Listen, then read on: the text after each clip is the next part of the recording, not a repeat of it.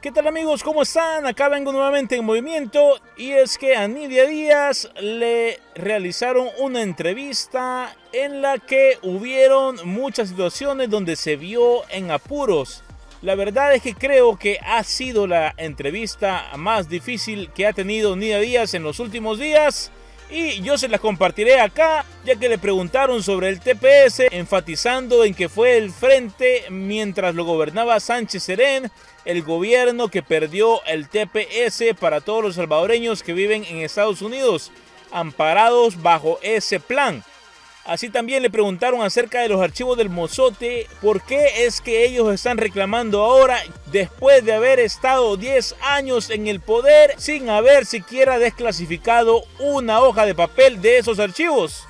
Pero bueno, no digo más y acá los dejaré con esta tremenda entrevista en donde meten en apuros a Nidia Díaz. Yo quería aprovechar para preguntarle sobre este tema de las elecciones en Estados Unidos. ¿Qué tan importantes suelen ser para nosotros en el país? Siempre los gobernantes dicen, mire, que Estados Unidos es el principal socio de El Salvador a nivel económico, político. ¿Qué tan importantes pueden ser estas elecciones presidenciales? ¿Y qué tan importante sería un cambio de gobierno, de pasar de un republicano, por ejemplo, a un demócrata, como en el caso de Joe Biden? ¿Tiene alguna repercusión realmente para nosotros, Nidia? Siempre ha tenido una repercusión, un impacto, porque depende de la visión que tenga el mandatario de un país para que éste pueda favorecer o no favorecer de alguna forma lo que sucede en un país. ¿Tú te acuerdas de los tiempos de guerra civil? Recuerdo en el año 79 que estaba Clinton estaba en el gobierno, Carter creo que era, ¿verdad? En el año 79, y era un demócrata. Y cuando llegó Reagan, republicano, empezó a utilizar una política mucho más agresiva hacia la región centroamericana, particularmente El Salvador.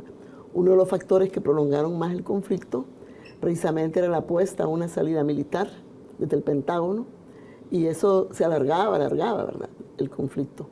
Cuando ya Estados Unidos se suma al grupo de amigos, ahí por octubre del año 91, ya se facilitan muchas cosas, porque ahí ya no había más camino que la solución política negociada, y seguirle apostando a una salida militar era prolongar innecesariamente el conflicto, cuando había una voluntad de paz en el interior del país y en la comunidad internacional. Entonces, y posterior, de una u otra forma, los niveles de intromisión han disminuido, lógicamente, pero depende también la magistratura acá, principal, para que eso sea más o menos, ¿verdad? Pero digamos que sí, en resumen podemos sí, decir, claro, Estados Unidos disminuye su inmiscuirse en los problemas nuestros. Sí, claro, es una tendencia. Bueno, nosotros desde que llegó Funes al gobierno, lo primero que hicimos fue abrir relaciones diplomáticas con Cuba, que estaba vedado, ¿verdad? Abrimos con Vietnam, llegamos a abrir con China, y la idea es mantener una soberanía propia, ¿verdad? Pero tenemos una vinculación natural por las condiciones socioeconómicas del país y por momentos la democracia. Nuestra gente emigra, y emigra principalmente hacia Estados Unidos. Tenemos un 20% de la diáspora en Estados Unidos. Eso hace que tengamos un impacto interno, ¿verdad?, por las familias que quedan acá. Ese 20% en su mayoría está en una situación irregular, no está en un proceso de regulación de su situación. Por eso acá se aborda el tema también. Anteriormente los gobiernos del frente lo veían así, esperamos que también esa sea la visión, de trabajar por la regularización de las personas que están allá, que son protegidas por una convención que hemos firmado de la OIT de trabajador migrante. Y los derechos, ¿verdad? Hemos firmado un entendimiento mundial a finales del 2018 sobre que la migración debemos de trabajarla hacia una migración regular, segura, ¿verdad?, y legal también. Estamos comprometidos, ¿verdad?, pero en un proceso. Entonces, por eso nosotros respaldamos todas las iniciativas que se puedan dar alrededor de esto.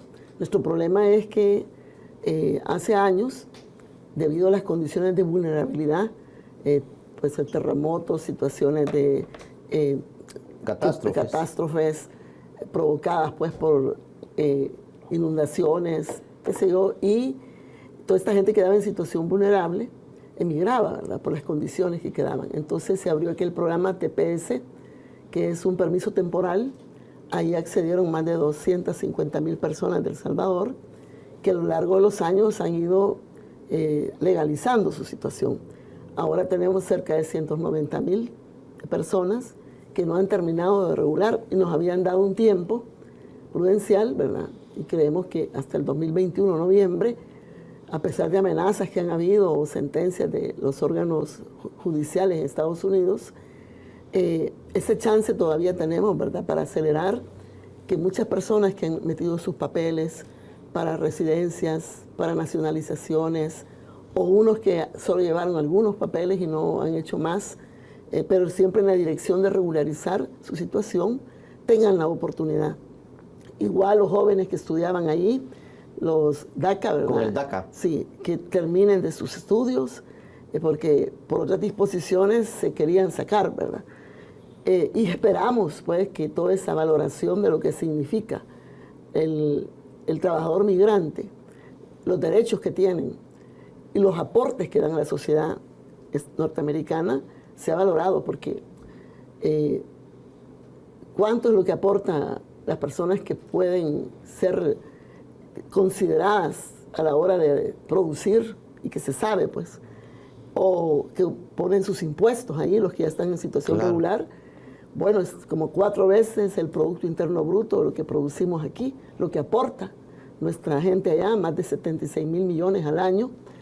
Y por otro lado, lo que mandan a El Salvador a través de remesas, que ya es casi un presupuesto nacional, ¿ves? Más de 5,000 millones de dólares. Entonces eso contribuye, pues, a, por un lado, a que la gente tenga más liquidez y pueda consumir. Sí. Pero por otro lado, está tratando de orientarse a que la gente pueda usar esos recursos también para producir, no solo para consumir. Claro. Y por otro lado, decir también que la política que impulse un gobierno, ¿verdad?, en un país, la política migratoria que pasa por legislación, va a hacer o que la gente le respeten sus derechos o no, o va con buena voluntad a avanzar en la estabilidad, ¿verdad?, y en la regularización de las personas, que nadie es ilegal en el mundo, todos tenemos una identidad, pero sí regular el estatus. Esta política que impulsa Trump y que es para un electorado, ¿verdad?, conservador, antimigrantes, que tiene, digamos, mucha exclusión social y tiene mucha xenofobia, es el que él representa. Claro. Y desde que estaba en la campaña anterior, ofreció sacar a todos los migrantes y comenzó con una serie de medidas. Y ahora nuevamente retoma eso, ¿verdad? Claro. Y está hablando de, bueno, les llama criminales, los llama de cualquier forma, ¿verdad?, los migrantes, ilegales totalmente, delincuentes, y va creando ese morbo y explotando ese sentimiento antimigrante para el odio. Claro. Para el odio. Y no solo es con los inmigrantes, sino con los afrodescendientes en Estados Unidos. Tú ves cuánto incidente hubo este año. Sí. Y han muerto muchas personas de color porque va suscitando todo aquello como que estuviéramos en tema de discriminación, ¿verdad? En el siglo XIX, ¿verdad? Claro. O antes, que la gente veía con odio a su hermano, a su prójimo, solo por el color. Claro. Entonces él explota todo eso, ¿verdad? Y ahora todos aquellos acuerdos de injerencia, aquellos acuerdos de fuerza, los explota. Entonces, realmente nosotros esperamos como latinos, pues, y yo particularmente salvadoreña, que tiene cientos y miles de compatriotas prójimos de nosotros allá, que por diversas circunstancias tuvo que ir, hay varias causales. Nosotros no deseáramos que continuara una política antimigratoria, ¿verdad?, de esa naturaleza, de persecución. Aquí no ha parado la deportación, lo que nosotros le llamamos el retorno de nuestros compatriotas, no ha parado, ¿verdad? Inclusive en tiempo de pandemia siempre ha venido un avioncito diario, y el sufrimiento, la separación brutal que él hace de las familias allá, sin importar el desarrollo infantil, el crecimiento de los adolescentes, los derechos de mujeres, el derecho de familia. Él atropella y regresa. Entonces, eso es muy, muy inhumano. Nosotros no quisiéramos, realmente yo, si me preguntaran ahorita, si fuera norteamericana por quién votar, yo pues por la menos peor opción, ¿verdad? Digamos, la que puede abrir una posibilidad, un trato más humano a todos nuestros compatriotas, que es la política de Biden. Te pongo dos casos, Nidia. El primero, el diario El Mundo de este día dice, pone en su madera, Estados Unidos reitera mano dura contra la inmigración ilegal. Sí. Y dice, funcionarios de inmigración y aduanas aseguran que Estados Unidos mantendrá su política de intolerancia contra la inmigración ilegal y la deportación inmediata. Dice que el 99% de inmigrantes indocumentados no son elegibles a asilo. Eso por un lado. Por otro lado, también la embajadora designada, Milena Mayorga, también ha dicho que, y nos presentó acá, en este espacio, el día lunes, nos presentó, dice, que según la CEPAL, el 50% de las personas que viven en Estados Unidos salvadoreños, si quisieran retornar al país, poner su negocio, y nos presentó una gráfica de las variables que presenta ese estudio, que teóricamente dice los salvadoreños estarían interesados en retornar. Esto ha creado un poquito de malestar en algunas personas, diciendo, miren, no necesariamente los salvadoreños quieren regresar. Son dos elementos que te pongo, Nidia. Bueno, mira, desde que uno está pequeño acá, le empiezan a decir el sueño americano, ¿verdad? Y mandan fotos, inclusive las familias que trabajan todo el día, a veces no tienen trabajo, de, digamos, cosas que nos enseñan desde chiquito, el Mickey Mouse, las dos torres gemelas, la Estatua de la Libertad. Entonces todo el mundo empieza a crear un sueño americano, y el primer país que se le ocurre por el pago de las horas, ¿verdad?, en los trabajos que no quieren hacer los norteamericanos, la gente va para allá, tiene un sueño para empezar, que se le empieza a derrumbar cuando ya está allá, pero en que hacen expectativa acá, ¿verdad?, de que ya están bien, y a veces no cuentan los sufrimientos, el trabajo, todo lo que hacen. Esa población que, como digo, casi 3 millones de salvadoreños y salvadoreñas que están allá, solo 196,000 están en una situación de TPS ahorita. Y digamos que otros 25,000, 35,000 jóvenes, ¿verdad?, de DACA. Pero el grueso de la población está allá trabajando. Y sabe que si mientras aquí no haya un plan de desarrollo económico social que absorba y genere empleo, y por lo que se ve venir, según el Fondo Monetario Internacional, vamos a llegar a una situación nunca vista en los últimos 27 años de desempleo. Actualmente hay alrededor de 80,000, porque se puede contabilizar ahí el seguro social, que no tienen seguro social, protección, ¿verdad? Entonces, si se vienen acá buscando que aquí va a haber generación de empleo, que aquí vamos a resolver los problemas del ingreso, pues yo no creo que quiera la gente venir aquí rápido. No quiere decir que no añoren a su familia. Yo, por ejemplo, cuando uno va al aeropuerto y veo que hay como 23, 24 vuelos, ¿verdad?, diarios a Estados Unidos, y mucha gente adulta, mayor, va, que la mandan a traer ya sus familias. Esas son personas que van en una situación, ya con familias que tienen una situación en proceso de regularización, porque aquel que no ha logrado, ¿verdad?, empezar a legalizar su situación, estatus migratorio, es más prudente, ¿verdad?, para mandar a llamar a su familia. Sin embargo, las personas buscan terceros, etcétera, para ver y reencontrar a su familia.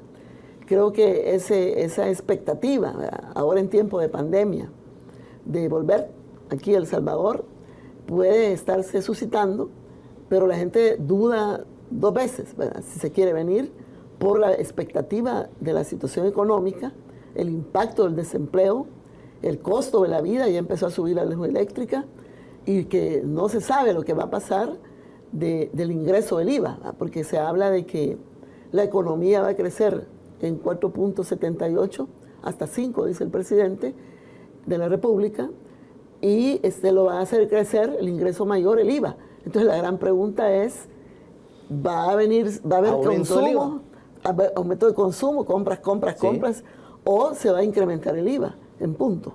Claro. O sea, una, digamos, justicia tributaria que va a perjudicar, entonces no le llamemos justicia tributaria, sino el impacto tributario que va a traer cargar sobre toda la población. Pero eso se está viendo. Claro. Entonces, cualquier persona que está afuera piensa dos veces, ¿verdad? Independientemente de sus sentimientos de querer estar cerca de su familia, porque desde allá están enviando remesas. Claro, no para. Sí, entonces yo creo que deberíamos de trabajar intenso como lo hizo en su momento y lo sigue trabajando la Asamblea Legislativa. Desde las cancillerías anteriores, donde estuvo el frente, se trabajaba por regularizar el estatus. Por eso se firma aquí el convenio, que digo, por una migración regular, por una migración legal, ¿verdad? Como tal, y segura, en el sentido de que todos los pasos que demos debe ser en esa dirección. Y allá en el Congreso hay iniciativas de Estados Unidos para legalizar situaciones, para buscar cómo se estabiliza los migrantes. Hay Claro. varias iniciativas. Entonces, digamos, la que va a representar al país en Estados Unidos tiene que velar, ¿verdad?, por esa inmensa mayoría que está trabajando allá y luchar porque le reconozcan su estatus de trabajador con todos sus derechos. Porque ahí es increíble, si alguien que no tiene una situación regular, legalizada, al que lo contrata le ponen sanciones, ¿verdad? Los hijos de ellos no tienen derecho, aunque hayan nacido en Estados Claro, Unidos. claro. Entonces, y nosotros aportando a la economía norteamericana más de 76 mil millones al año, ¿verdad? Lo que podría decir, como, sí, claro, los que están allá. Sí, Hay los que están allá, estudios sobre claro. eso. Nidia, voy a hacer un corte. Yo quiero plantearle dos cosas. Primero, pasa gobierno, pasa otro gobierno, y siempre dice, mire, es que el frenar la inmigración pasa porque en el país estemos todos bien. Si hay crecimiento económico, si hay productividad, si hay empleo, entonces no habrá inmigración. Pero pasan cualquier cantidad de gobiernos, Nidia, para ser honesto, y la migración no la frenamos. Somos un país pobre y estamos con ese sueño americano al que usted se refería. Es decir, la gente está pensando, los jóvenes están pensando, ¿y aquí qué hago? No hay empleo, salgo, no encuentro nada, me voy mejor. Y de repente el familiar lo contacta y hace un esfuerzo, y si no pasa, vuelve a irse y vuelve a irse, hasta que logra irse. Ese es un planteamiento que yo quiero hacerle. Cualquier gobierno que pase nos va a decir cualquier cosa, pero la migración no se para. Y la otra pregunta que de ayer me la estaban haciendo algunos al saber que usted venía acá, es que el FMLN como partido tuvo una mala relación con Estados Unidos. Es que ustedes, digamos, esa idea desde la guerra de que Estados Unidos era quien estaba defendiendo, digamos, a los grupos oligárquicos en el país y todo eso, Estados Unidos era el enemigo del FMLN. ¿Cómo fue la relación? Porque esa es parte de la historia del país. ¿Cómo realmente fue la relación? ¿Fue mala la de ustedes con Estados Unidos? ¿Se rompieron? Yo recuerdo que Arena les decía, bueno, cuando el FMLN gane se va a romper relaciones con Estados Unidos y aquí va a ser una catástrofe. Eso no pasó. Yo le dejo planteado a Nidia cómo fueron las relaciones de ustedes con Estados Unidos y cómo las ven ahora. Ya regresamos. Yo les he planteado dos cosas. Uno es, cualquier gobierno que pase, lo que haga será insuficiente, claro, es histórica la migración, para que la migración se frene, y es una condición que se entiende Estados Unidos siempre le pone al país. Uno. Y dos, ustedes tuvieron una mala relación con Estados Unidos, ustedes rompieron esos lazos con los Estados Unidos que hicieran que Estados Unidos nos viera de otra manera. Mira, lo que nosotros hicimos fue definir una política de relaciones, de respeto, de colaboración y de independencia, basada en principios. Nosotros no estamos, por ejemplo, el injerencismo y las intromisiones y las intervenciones militares de Estados Unidos en el mundo. En otros gobiernos hasta se acompañó, fuimos a Irak, fuimos a Afganistán, así nos dejó un gobierno cuando entramos nosotros, ¿verdad? Como observadores en la OTAN, y todo eso lo fuimos sacando. No más alianzas estratégicas de ese tipo. Podemos estar bajo los cascos azules en la ONU, en muchos lugares de misiones, pero ya no en una alianza de la OTAN, ¿verdad? Plegada a Estados Unidos para intervenir y agredir otros pueblos. De eso cambiamos. Y sin embargo se mantuvo siempre las relaciones. Cuando, de ahí decir que no tenemos relaciones ideológicas, ¿verdad? Sino que abiertas al mundo. Y no tenemos alineamientos como tal, ¿verdad? Nos fuimos configurando como un país no alineado, ¿verdad?, a eso. Y somos Por ejemplo, del movimiento, del no por ejemplo, alineados. abrir relaciones con Cuba, por ejemplo, fue un golpe duro Sí, para aquellos que creyeron, dijeron, nunca vamos a tener relaciones con Cuba. Exactamente. Pero había una situación de doble, digamos, moral en muchos casos, porque teníamos ciertas relaciones ya comerciales, la gente iba de turismo, la gente iba a curarse, y decían, pongamos una oficina de negocios, así como la tenía Estados Unidos, ¿verdad? Entonces, y nos prohibía a Estados Unidos tener relaciones con Cuba y él mantenía un nivel de relación. Nos prohibían tener relaciones con Vietnam o con China cuando ellos tenían relaciones diplomáticas. Entonces nosotros dijimos, vamos a mantener una relación más independiente, ¿verdad? De respeto. Y esto quizá te quiero decir que el día que firmamos la paz, mejor dicho, aquel 31 de diciembre donde firmamos los contenidos que iban a tener los acuerdos de paz y que no eran en ningún momento una amenaza de una revolución socialista, totalitaria o con todos esos espejismos que se creaban, y que también supimos que iba a haber una reforma a la Constitución para que el ejército tuviera otra doctrina, otra función, que la institucionalidad democrática se desarrollara. Ahí quedamos, ¿qué es lo que íbamos a hacer? Los alcances, el 31 de diciembre. El 1 de enero se tuvo una reunión ya de la Comandancia General en ese momento con Estados Unidos, ¿verdad? Eso es muy importante, ¿verdad? Llegaron los altos funcionarios diciendo, ahora vamos a tener una relación con ustedes porque no quieren tener el poder por la fuerza, dijeron, sino que a través de la democracia. Y ahí empezó a gestarse una relación política diplomática, digamos, a un nivel, sin estar aún en el gobierno, pero ellos hacían ese reconocimiento. Cuando vinimos a El Salvador, ¿verdad?, los negociadores de la paz, se nos invitó a ir al búnker de la embajada, ¿verdad?, norteamericana. Digo búnker porque es una gran manzana, ¿verdad? Sí. Total. Y ahí, precisamente, se nos dijo, bienvenidos a este lugar que fue hecho para que nunca entraran. Nosotros frecuentemente siempre hemos sido relacionados con la embajada, hemos asistido a sus eventos, hemos escuchado y todo, pero ya no una relación de subyugarse, ¿verdad?, sino de poner las cosas más soberanas. Y con eso platicamos igual que con todos los embajadores. Y cuando se quisieron entrometer y cambiar el curso y opinar en las dos elecciones que hubieron en el año 99, en las veces que participamos como candidaturas, se hablaba siempre con Estados Unidos que ellos habían prometido respetar el resultado electoral democrático que se diera en un país si se provocaba la alternancia. Y creo que lo hicieron pues en su momento, ¿verdad?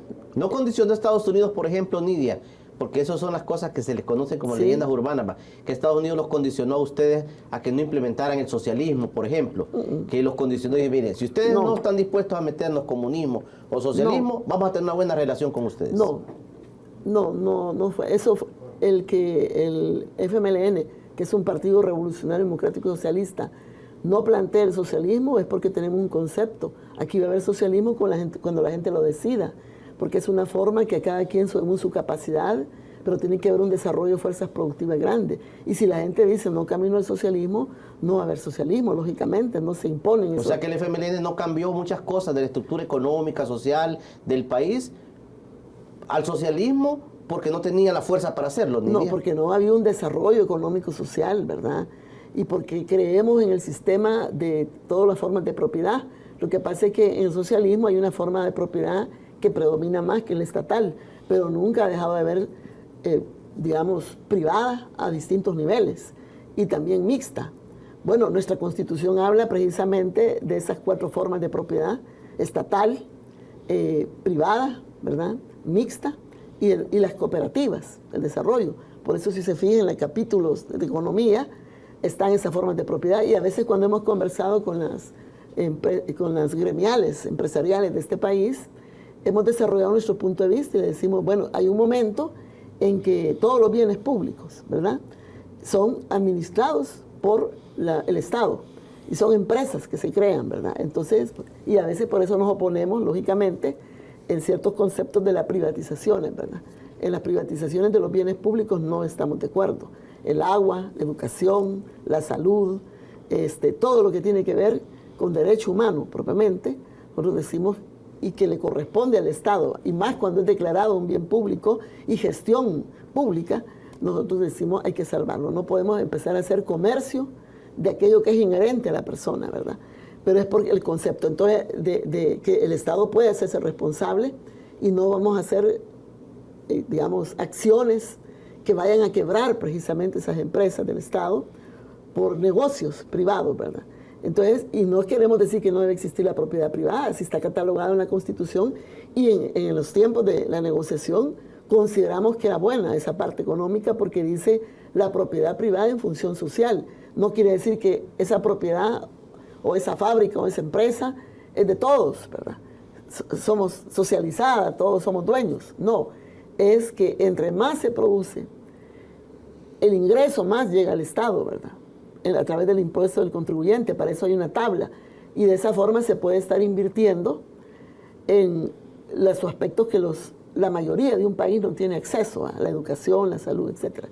Y también la generación de empleo. Esa es la función social de la empresa, ¿verdad? Tanto la productividad, la producción, todo eso, para que ingrese más recursos al Estado y de esa forma se pueda ayudar en la inversión, en la distribución de la riqueza. Crece una empresa grandemente, le da más contribución al Estado, ¿va? Él crece, pero también crece el desarrollo social. Entonces, eso sí creemos nosotros. Pero volviendo al punto, a Estados Unidos nosotros mantenemos una relación política, ¿verdad? No ideológica, porque, no compartimos, por ejemplo, esta no tolerancia hacia el migrante. Y lo vuelven a reafirmar cada vez que pueden. Cero tolerancia, dicen, al migrante, ¿verdad? Entonces ya sabemos que lo van a tratar mal, que lo van a expulsar de su país, que van a incrementar el odio dentro de su estado o dentro de todo el país para que no respeten a la otra persona ni reconozcan el derecho a la persona migrante y sobre todo la posibilidad que tiene de contribuir. Y son ingratos porque si los salvadoreños y salvadoreñas damos un aporte a la economía para que esa economía también pueda fluctuar y después no lo reconocen, ¿verdad? Sino que al contrario, fuera de aquí, y bueno, llegan hasta seguir a la gente con perros en condiciones infrahumanas. Todo el mundo vio aquellas escenas de los niños como que eran enjaulados, ¿verdad? Animalitos. Hemos visto el sufrimiento de la gente cuando va para el norte, ¿verdad? En la ruta al migrante. Y bueno, y dicen, no vamos a dar asilo a nadie. Y sé que no tienen una política de asilo. Nosotros sí, la última ley que aprobamos el año pasado de la nueva ley de migración y extranjería, nosotros tenemos ahí incorporado el asilo, tenemos incorporado cómo tratar humanamente a todos los que pasan por aquí en una situación de migrante. Tenemos una política que no es igual a la política migratoria de Estados Unidos. Claro. Nidia, hablemos del tema económico. Si apartamos el tema de los salvadoreños que viven allá y que mandan más de 5.000 millones de dólares anualmente a nuestro país, si apartamos ese tema, apartemos ese tema. Nosotros hemos dependido económicamente, Nidia, de los Estados Unidos. ¿En qué Estados Unidos económicamente nos ha ayudado como país? Aparte, digo, de las remesas y que alguien diga, mire, los salvadoreños aportan. Apartemos ese tema. Estados Unidos como gobierno, Estados Unidos como país, como nación, ¿qué tanto nosotros hemos dependido de ellos económicamente, Nidia? Fíjate que no ha sido tanto, bueno, si ponemos la Unión Europea, Estados Unidos, ha habido más ayuda de la Unión Europea, ¿verdad? Sumando todo, que de Estados Unidos. Estados Unidos ha ayudado, por ejemplo, para fines también de su política, ¿verdad?, de control en la región. Ha ayudado más en cuanto le beneficie también a ellos la política del control migratorio, ¿verdad? Hay proyectos que los ha incorporado. Yo me recuerdo que en el Sistema de Integración Centroamericana, cuando se decidió, ¿verdad?, hacer un TLC con Estados Unidos, a nivel comercial, ¿verdad?, que es el primer socio comercial que tenemos, de donde va la exportación de nuestros productos y también recibimos, en ese punto se buscaba realmente que hubiera ciertos entendimientos para superar un poquito las asimetrías, porque un país muy desarrollado económicamente y con grandes empresas y con un impacto de comercio grande, y nosotros empezamos, ¿verdad?, poco a poco. Todavía no hemos logrado tener un impacto comercial grande. Entonces, esas reglas de desiguales, ¿verdad? Y de no apoyar el desarrollo de El Salvador para volverlo más productivo, ha sido una preocupación siempre grande, inclusive a la hora de discusiones del Tratado de Libre Comercio, ¿verdad? Que todavía seguimos con ellos y que debe ser, lógicamente, yo siempre he pensado, y hubieron unas ciertas reformas en legislaciones, creo que fue la anterior, para que se considerara y se respetara el origen, ¿verdad? De todo el producto acá, y tiene que ver con los hilos, con la producción textil, ¿verdad? Y con la producción de prendas de noche. Entonces, ahí donde yo veía de que debemos de tener negociaciones que procuren siempre beneficiar a los nacionales, tener un sentido de patria y de protección, ¿verdad? También así como ellos lo tienen. Estamos a veces abajo de eso. Pero también con el asocio que tenemos con Europa, ¿verdad? Que no lo hemos desarrollado ni hemos aprovechado al máximo las potencialidades que da, y con el sur también. No solo ver el norte, sino la región centroamericana, que es el segundo de mayor comercio para nosotros. Desde ahí hasta los préstamos, ¿verdad? Por ejemplo, o proyectos conjuntos. Este Fomilenio, por ejemplo, que no termina todavía de hacerse, ¿verdad? Porque falta que demos más como contraparte. Fue diseñado de los gobiernos anteriores, del Frente, y quedaba pendiente. La contraparte de nosotros. Sí. Es como de 375 todo el proyecto, y nosotros teníamos que tener una contrapartida en esto. Para, pues sí, desarrollo vial, ¿verdad? Grandemente, que genera trabajo. Pero otros que me recuerde, grandes proyectos así, de inversión posiblemente, y también pueden ser otros relacionados al comercio mismo, ¿verdad? Pero yo decir que ha tenido una gran inyección económica líquida, ¿verdad? De cooperación, bueno, cuando han habido desastres, muchos países ayudan, ¿verdad? Pero sí, más ha sido un alineamiento que hemos tenido por la situación de la migración, ¿verdad? Ahí te puedo decir que hay generación de trabajo, o le dan los trabajos que no quieren los norteamericanos de servicios, y la gente manda su recurso acá. Sí. Por eso es importante, pero no como una inversión permanente grande, ¿verdad? Sí, de empresas. Mira, porque resumiendo un poquito este tema para cerrarlo, digamos, los gobiernos, cualquier presidente que llegue, siempre tiene casi el mismo discurso. Mire, porque los salvadoreños que viven allá, entonces, por no lastimar esa cuestión que es realmente vital para la economía de nosotros, sí, entonces dice, mire, yo debo mantener una buena relación con los Estados Unidos. Buena relación, ¿verdad? Una buena relación con los Estados Unidos. Pero no de dependencia ni alineamiento. ¿Qué quiero decir? Que si la política norteamericana es de injerencismo, de meterse en otros países, acompañarlo, ¿verdad? Independientemente que nosotros estemos en una situación peor que ese país que va a ser agredido.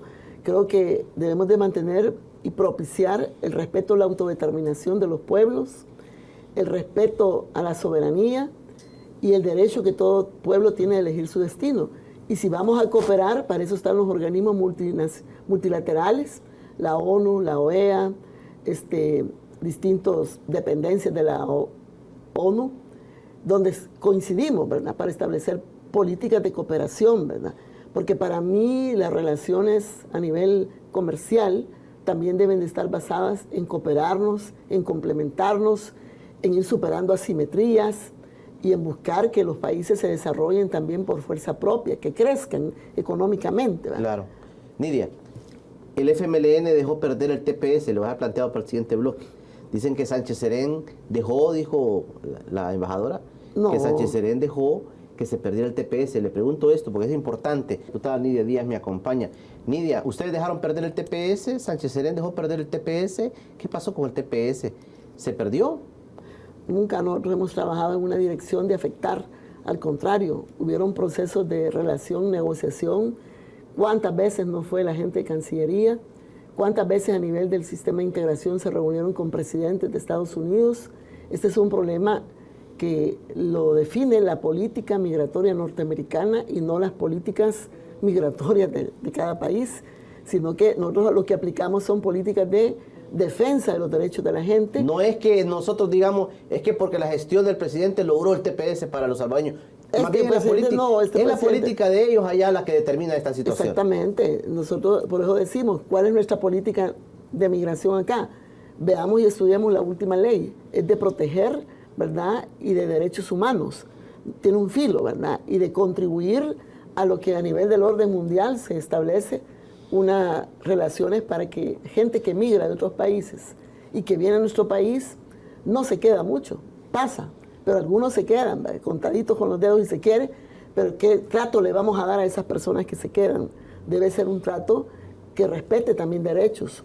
Hay una convención a nivel mundial de los migrantes y del trabajador migrante también. Estados Unidos no la quiere respetar. Pero esto de TPS, nosotros hemos luchado por prórrogas. Y la última prórroga, que va hasta noviembre del 2021, es consecuencia de las acciones que se han tenido sistemáticas desde los gobiernos anteriores. No es cierto que solo sea producto de la actual gestión. Esto se resolvió y se vino resolviendo antes que él asumiera la gestión de junio del año pasado, antes de un año. Ya esto estaba definido por dónde iba a ir. Ahora, que una sentencia de una instancia judicial de Estados Unidos diga ya no, ¿verdad? Más, y que ya empiecen a decir ya van para afuera todos, entra en contradicción con lo pactado y lo establecido hasta donde dan la oportunidad para los tepecianos salvadoreños.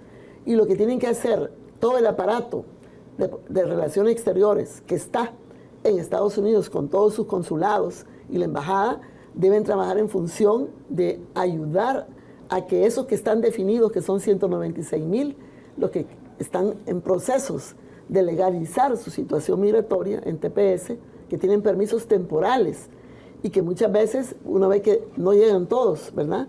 Llegan una vez, llegan otra vez y no les ayudan mucho en las embajadas o en los consulados, pero están ya en proceso.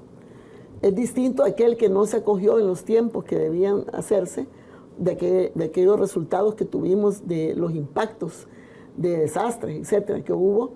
Entonces, esas personas lo que debemos de trabajar es para que se regularice su condición de trabajador migrante y que hayan políticas reales, ¿verdad?, para abrirle otras oportunidades a sus procesos de llegar a un estatus migratorio, ¿verdad? Porque el problema, como vuelvo a insistir, nadie es ilegal en el mundo.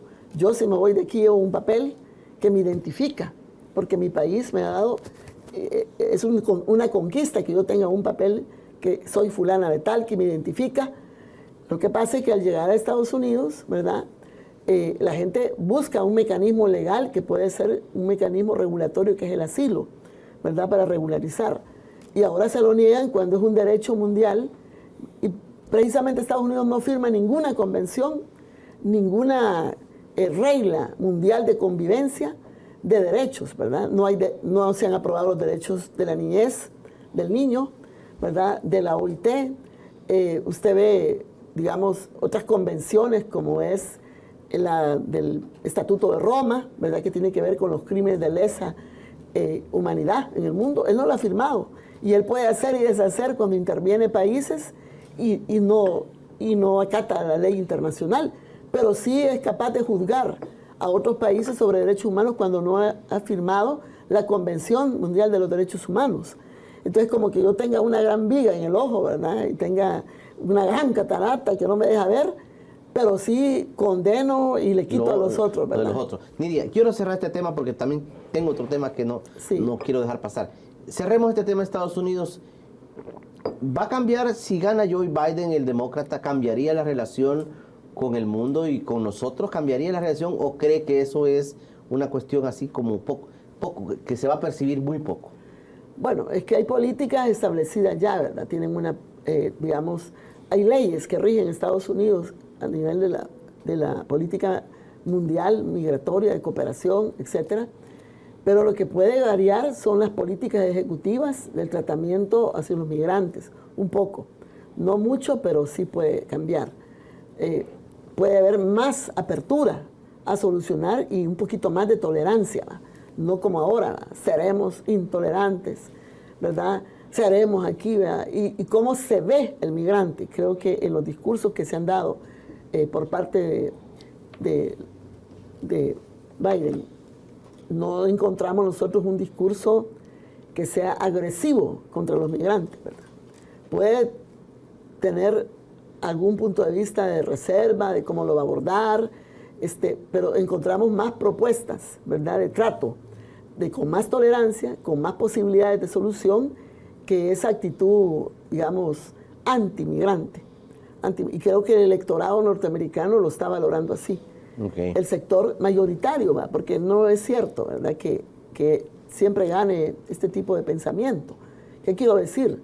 Por ejemplo, cuando compitió la última vez Clinton, ella tuvo 5 millones más de votos, de voto directo del pueblo norteamericano. Pero las reglas a través de los colegios electorales hacen que cambie el sentimiento de la población, ¿va? Porque ahí están los representantes, es cierto, pero en voto directo, ¿verdad?, que es el soberano, ¿me entiendes?, gana otra visión. Hillary. Y no sería extraño hoy de que volviera a ganar, ¿verdad?, los demócratas con Biden, y de ese sentimiento directo, ¿va? Y por las reglas electorales, ¿verdad?, en cada estado se mantenga Trump. Sí, eso yo no lo entiendo mucho, nunca lo he comprendido suficiente. Cuando todos hablamos de soberanía, de voto directo, de las mejores democracias del mundo, como el voto directo, secreto del pueblo, no puede ser el que determine un resultado electoral, sino que una correlación de representantes, ¿verdad?, la que determine. Eso no lo consigo para El Salvador, por lo menos. Yo prefiero el voto directo, secreto, popular, aunque no favorezca en un momento determinado a un partido o a mi partido, como sucedió esta vez, pero son las reglas de la democracia construida, ¿verdad? Claro. Nidia, no quiero terminar este programa sin tocar este tema. Un periódico nacional este día también publica en su madera que un juez le da 5 días al presidente Bukele para que abra los archivos militares.